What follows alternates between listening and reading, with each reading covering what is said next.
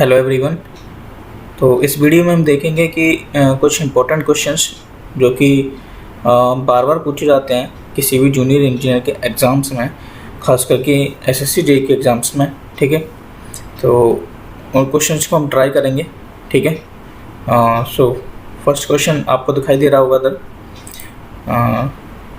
ठीक है, तो पहला क्वेश्चन देखिए कि determine the value of current drawn from a 8 volt battery when a wire of 24 ohm resistance is stretched double its original length and then cut into two equal parts and these equal parts are connected in parallel with the battery। है ना। Question में आपको दिया गया है कि आपको current की वैल्यू फाइंड करना है। ठीक है, एक बैटरी जिसकी 8 वोल्ट वोल्टेज दिया है, जब आपका 24 ओम्स वायर को स्ट्रेच किया जाता है उसकी ओरिजिनल लेंथ से डबल, है ना, और फिर उसको दो पार्ट्स में कट कर दिया जाता है। उसके बाद उसको जो इक्वल जो पार्ट किए गए हैं उसके जो कट, उसको फिर पैरेलल में कनेक्ट कर दिया जाता है। ठीक है, पैरेलल में कनेक्ट करने के बाद आपसे पूछा है कि जो रेजिस्टेंस आप जो फाइंड करेंगे पैरेलल के बाद, फिर आपको एक्चुअल वैल्यू करंट की वैल्यू निकालनी है। तो ठीक है, हम सॉल्व करते हैं इस क्वेश्चन को। तो सबसे पहले देख सकते हैं कि हमें क्या निकालना है कि जब भी कंडीशन स्ट्रेच वाली कंडीशन आती है तो आर जो आपका होता है, यानी कि रेजिस्टेंस की जो वैल्यू होती है, ठीक है, वो हो जाती है आपकी एन स्क्वायर आर, है ना। ये बात हमेशा ध्यान रखेंगे, कई बार क्वेश्चन आता है एसएससी जेईई में, मैंने देखा है कम से कम 20-30 बार ये क्वेश्चन आ चुका है। ठीक है, तो एन स्क्वायर आर हो जाता है जो आपकी आर जो मेन वैल्यू होती है। ठीक है, तो एन स्क्वायर मतलब एन कितना किया आपने, डबल किया है वैल्यू को, है ना, 2 स्क्वायर इंटू, और रेजिस्टेंस पहले की वैल्यू कितनी थी आपकी 24। ठीक है, तो आपकी रेजिस्टेंस की वैल्यू कितनी हो जाएगी 96, है ना। तो ये कितनी हो गई आपकी 96 ओम रेजिस्टेंस की वैल्यू आपकी निकल के आ जाएगी। अब आपसे बोला गया है कि आपकी जब रेजिस्टेंस की वैल्यू निकल के आ गई है तो उसको दो भागों में तोड़ दिया जाए, इक्वल पार्ट्स में तोड़ दिया जाए, यानी कि और उसको पैरेलल में कनेक्ट कर दिया जाए। तो 96 के इक्वल पार्ट्स क्या होंगे आपके 96/2, यानी कि 48 ही होगा। तो आपको आर इक्विवेलेंट फाइंड करना होगा। फिर आर इक्विवेलेंट क्या होगा पैरेलल में 48 इंटू 48 अपॉन 48 प्लस 48, है ना। तो इसको जब आप सॉल्व करेंगे तो आपका आंसर निकल के आएगा 24 ओम। ठीक है, आपकी वैल्यू निकल के आएगी 24 ओम। आप तो देखिए आसान हो गया, आपको केवल करंट फाइंड करना है बैटरी के अक्रॉस। तो I equals to V upon R, voltage आपको दिया है 8 और रेजिस्टेंस की वैल्यू आपने फाइंड कर ली है 24। 8/24 आपका निकल के आएगा 1/3, यानी कि 0.33 एम्प्स। ठीक है, तो डेट्स योर आंसर।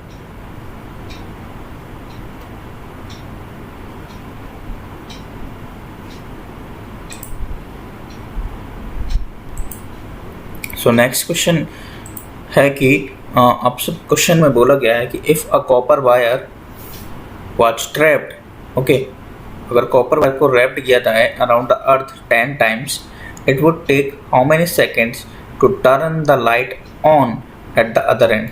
ठीक है, तो देखिए ये अर्थ की बात हो रही है, मतलब अगर एक कॉपर वायर को रैप्ड किया जाए अर्थ के अराउंड 10 टाइम्स, है ना, तो it would take how many seconds to turn the light on at the other end. तो जैसा कि आप जानते हैं कि जो अर्थ की रेडियस होती है, ठीक है, अर्थ की रेडियस आप जानते हैं कितनी होती है 6400 किलोमीटर होती है ना। अर्थ की जो रेडियस होती है, अर्थ रेडियस होती है आपकी 6400 किलोमीटर, है ना। और सरकमफ्रेंस आप जानते हैं क्या होता है 2πr, किसी भी सर्कल का circumference of earth is 2πr, है ना। तो 2πr को कैसे लिखेंगे आप 2 इंटू पाई इंटू अर्थ की रेडियस कितनी है आपकी 6400 या फिर इसको हम लिखें किलोमीटर को 10⁻³ है ना। तो इसको जब आप सॉल्व करेंगे तो आपकी जो सर्कमफ्रेंस आएगा वो आएगा आपका 4019200 मल्टीप्लाई करने पे आपका सर्कमफ्रेंस की वैल्यू ये आ जाएगी। ठीक है, इसके आने के बाद आप जानते हैं कि जब आप लाइट को ऑन करने की कंडीशंस आपको निकालनी है, ठीक है, लाइट को टर्न ऑन करने की कंडीशंस आपको फाइंड करना है। तो जैसा आप जानते हैं कि जो आपकी लाइट की जो स्पीड होगी, ठीक है, तो इलेक्ट्रिक की स्पीड के बराबर होगी, आपके करंट की स्पीड के बराबर हो जाएगी, है ना। तो इस कंडीशन में जो एंड पे पहुंचने में समय जो आपका लगेगा लाइट को ऑन होने में, वो आपको लगेगा 4019200 और प्रकाश की गति यानी कि लाइट की स्पीड के हिसाब से 3 × 10⁸ यही लगेगा। तो जब आप इसको सॉल्व करेंगे तो आपके आंसर निकल के आएगा 1.3 second. So that's your answer.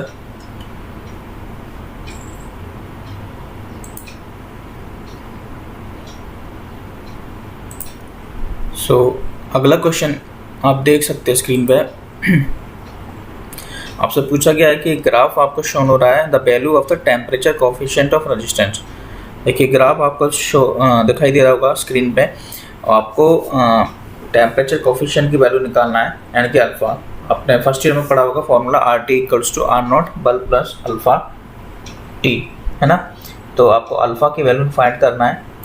एक क्वेश्चन कितनी बार पूछा गया है, सो मैनी टाइम्स एक क्वेश्चन आपसे पूछा गया है, आपसे वैल्यूज बदल के कई बार आपसे ये क्वेश्चन पूछा गया है। ठीक है, तो देखिए फॉर्मूला लिख लीजिए पहले कि फॉर्मूला होता है आपका RT = R0 1 + α0T। ठीक है, RT की वैल्यू आपको दिखाई दे रही होगी, फाइनल पे सिचुएशन पे 60 ओम दी है, ये देखिए ये वाली जो वैल्यू है, और R0 की इनिशियल वैल्यू जो आपको दिखाई दे रही होगी वो 30 ओम दिखाई दे रही होगी, है ना। सो R0 की वैल्यू आपकी है 30, तो 1 + α0 और आपको टेम्परेचर की वैल्यू कितनी है 15 डिग्री सेल्सियस, α0 × 15। तो जब आप इस वैल्यू को सॉल्व करेंगे तो आपकी α0 की वैल्यू निकल के आ जाएगी 1/15। सो 1/15 की वैल्यू आपकी फाइंड होके आएगी 0.066 डिग्री सेल्सियस। तो ये बहुत इंपॉर्टेंट क्वेश्चन है। ठीक है, आपको एक ग्राफ में दिया हुआ एक क्वेश्चन हुआ है ये, लेकिन आपसे बिना ग्राफ के भी कई सारे क्वेश्चंस टेम्परेचर कोफिशिएंट्स पर पूछे गए हैं। कभी कभी आपसे इनिशियल टेम्परेचर निकालता है, 0 पे रेजिस्टेंस फाइंड करने को बोलता है, कभी 15 डिग्री सेल्सियस पे बोलता है। तो so important question, okay, remember that thing.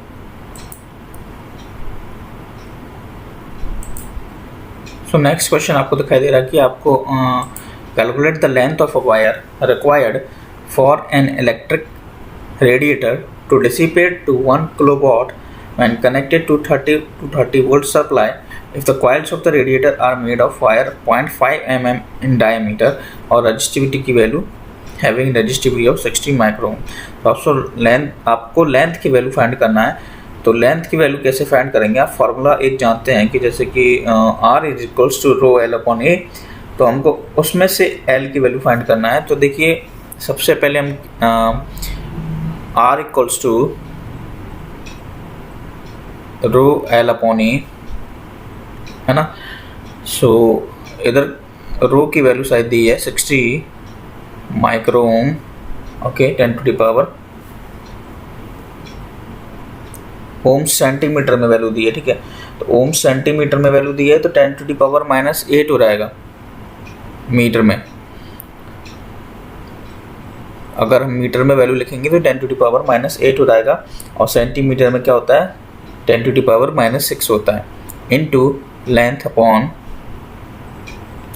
Area की वैल्यू क्या होगी पाई इंटू 0.5 आपको क्या दिया है, डायमीटर दिया है, तो 0.5 अपॉन 2 का स्क्वायर इंटू 10⁻⁻6 मिलीमीटर, है ना।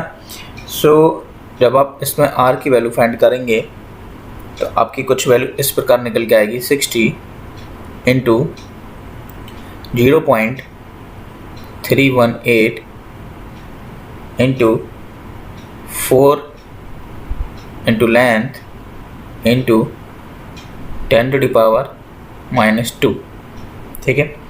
और जब आप इसको और सॉल्व करेंगे तो आपकी रेजिस्टेंस की वैल्यू निकल के आएगी 305.28 into L into 10⁻⁻2, okay.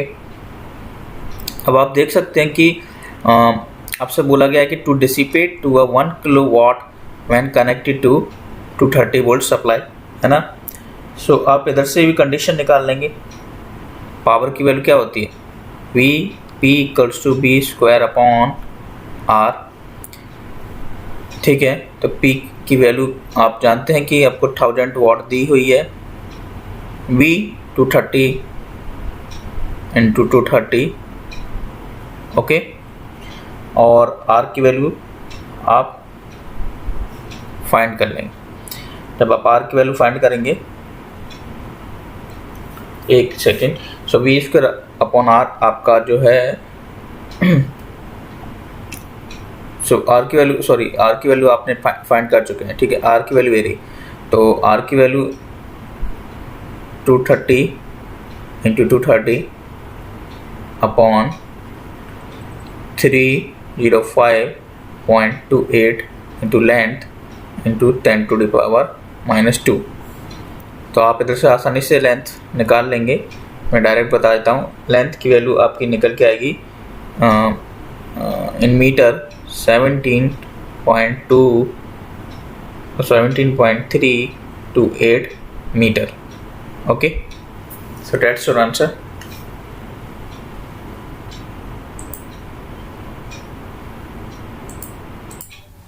So the next question is that आपसे एक सेकेंड पेन। सो आपसे पूछा गया कि the dimension of a cuboidal metal strip R A equal to 5 cm, B equal to 15 cm, C equal to 10 cm. What is the ratio of resistances R A is to B is to C between the respective pairs of the opposite faces? Okay. So sorry, what we have to do that हमको कुछ values पता है, ठीक है, जैसे A B C की। तो हम जानते हैं कि रेजिस्टेंस का हमको रेशियो फाइंड करना है। सो आर ए अगर हम लेके रखें ए वैल्यू के लिए, तो रो एल अपॉन ए, हम वैसे फॉर्मूला तो जानते हैं, रो एल अपॉन ए। तो एक बार किसी भी डायमेंशन को, मतलब लेंथ विड्थ हाइट को हमको लेंथ मान के चलना है। तो मान लीजिए ए को अभी मान के चलते हैं, ठीक है। तो ए को जब हम मानेंगे तो रो एल और उसका एरिया क्या होगा, बी क्रॉस सी, है ना, okay. So area, what is the area, 1 second. So here, so rho A upon B cross C. So हम A की वैल्यू पुट कर देंगे इधर, रो इंटू 5 अपॉन 15 इंटू 10, यानी कि 150। फिर आर बी की वैल्यू ऐसी हमको पुट कर देना है। आर बी के लिए क्या रखेंगे, रो इंटू बी अपॉन ए इंटू सी, ठीक है। इसी प्रकार रो बी की वैल्यू कितनी है, 15 अपॉन 50 ए इंटू सी। उसी प्रकार आर सी की वैल्यू रख देंगे, रो इंटू सी अपॉन ए इंटू बी। तो सी की वैल्यू है आपकी रो इंटू 10 अपॉन ए इंटू बी, यानी कि 15 इंटू 5, ओके। तो उसी प्रकार आपको फाइनली निकालना है R A to R B D to R C. तो आप तीनों की वैल्यू इधर रख देंगे, ठीक है, तो आपका आंसर निकल के आएगा 1:9:4। ओके, तो एक क्वेश्चन भी आपसे कई बार पूछा गया है, ठीक है। आप ध्यान रखिए जितने भी क्वेश्चन मैं करा रहा हूँ ढूंढे हैं मैंने क्वेश्चन खुद, ठीक है, और देखा कि ये क्वेश्चंस कई बार रिपीट हो चुके हैं, ठीक है। तो आपके लिए मैंने एक क्वेश्चनों को लेके आया हूँ, ठीक है। So here we will do next question. Okay, so the next question is here एक 100 वोल्ट का लैंप है, ठीक है, एक 100 वॉट और एक 100 वोल्ट का लैंप, ठीक है। ये मान लीजिए आपका एक 100 वोल्ट का लैंप जो कि कनेक्टेड है 250 वोल्ट 250 वोल्ट सप्लाई से। सो 250 वोल्ट सप्लाई से कनेक्टेड है। The value of an additional resistance to be connected in series. Okay, so the value of the additional resistance आपसे पूछा जा रहा है। सो आर की वैल्यू आपको फाइंड करना है। ओके, सो इस कंडीशन में देखिए आप जो वोल्टेज दिया है आपको, सो B1 प्लस B2 इस प्रकार आपको सॉल्व करना है। सो टोटल वोल्टेज आपको है 250। B1 की वैल्यू आपकी 100 वोल्ट है ना, और B2 की वैल्यू क्या है आपकी I इंटू R, ठीक है। I तो आपको पहले I की वैल्यू निकालना है, P इक्वल टू BI से सीरीज में सेम रहेगा current. So I equal to P 100 upon voltage 100, so 1 amps. Okay, यही आएगा। सो इधर हम 100 प्लस R को की I की वैल्यू 1 होगी। सो R की वैल्यू क्या निकल के आएगी आपकी 150 ओम। That's your answer.